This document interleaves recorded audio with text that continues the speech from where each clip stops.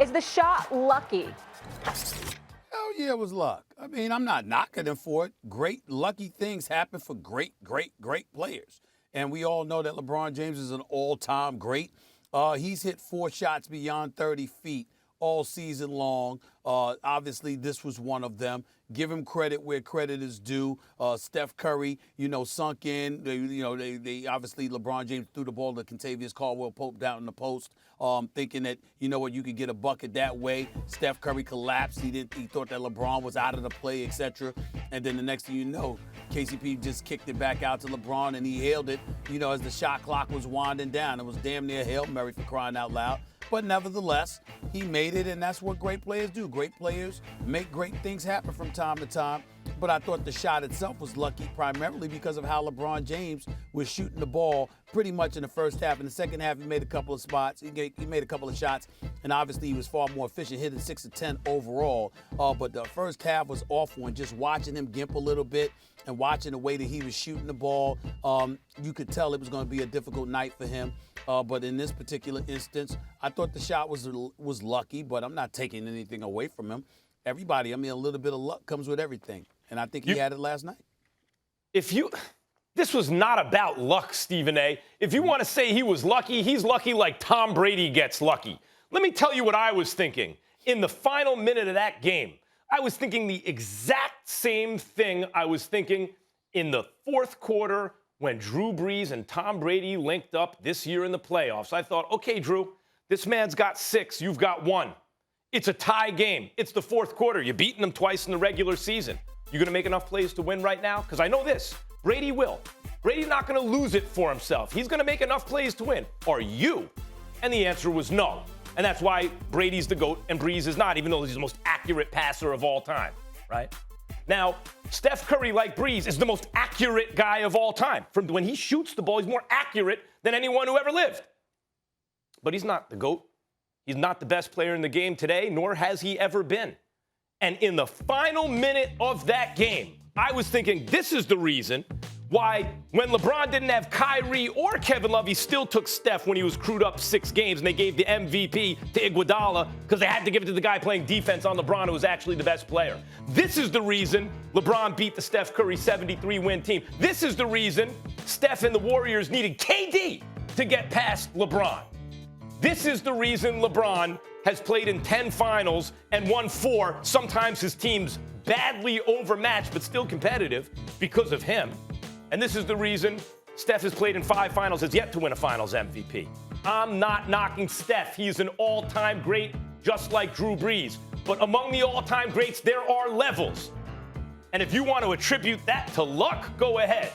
But I knew in the last minute of that game, LeBron's going to make plays. Steph, can you make enough plays to beat him? The answer was no. I'm not going to call that luck. Well, you don't have to. I don't need your permission to call it luck, and that's what I believe it was. I'm only talking about that shot. I'm not talking about his overall play.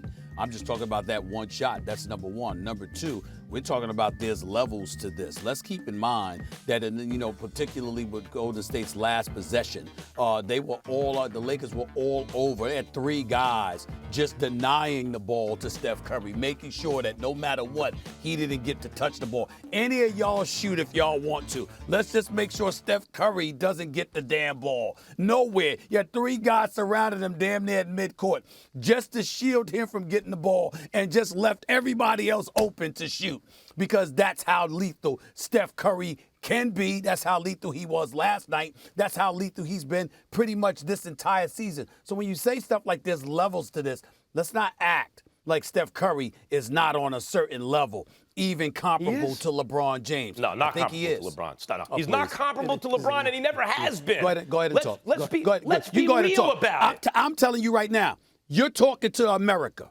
I'm not listening to you. I'm not listening to you tell me that the greatest shooter on the planet, shooter on the planet Earth, who's a 3-time champion, is not on the level of a LeBron James. I'm not listening to that. He's not go on ahead. the level. You going to talk? You go ahead and talk. Listen, I'm going to read. I wish I had a novel with me. I'd be reading that right now. I'm not listening to this. Plenty of times with the chips on the line, Stephen A. The first time they did, who was the best player on either team, and was it close? The first time they linked up in 2015 in the finals, LeBron was twice as good as Steph. He was so much better, it was embarrassing. That's why, even though Steph's team won, they don't like to give it to the player on the losing team, even if the second best player is Matthew Dellavedova. So they had to say, okay, I guess Iguodala played defense on LeBron. Let's give it to him. Was he on LeBron's level then? No. The next year, they won 73 games. Steph was a unanimous MVP. But when it mattered most, if his team would have won, Draymond Green was going to get MVP. That's 2 years in a row. If I had a newspaper, I'd be reading it. LeBron James won MVP. That's two. If I had a newspaper, I'd be reading it. The greatest shooter in the history of basketball. That's right. He's not on this level. It's a three-time champion. He's not on LeBron's level. A two-time league MVP. There are Whatever. levels. Please, Max, I have a question for you when you're done.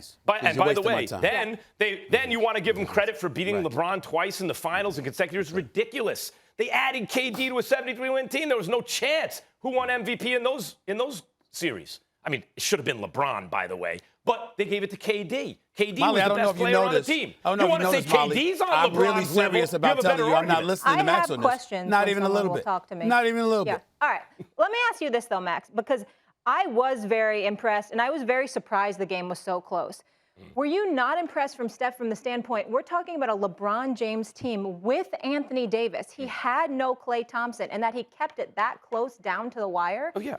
Steph's a very impressive player. He's an all-time great. There are inner sanctums, even in the inner sanctum of the Hall of Fame, right? There's a handful of guys in the conversation for greatest player ever. LeBron is in that conversation. Steph is not. And there are levels, as I just said. Of course, Steph was impressive, and the Warriors were impressive. I will remind people that the Lakers haven't been healthy or played together in a long time, basically the whole second half of the season. And had that been the case, that they had continuity and health, I don't think it would have been that close. But going in, we knew that was the case. And by the way, Stephen A., you and I both said the Lakers win a squeaker. And they did. And why did we say that? Because they have LeBron.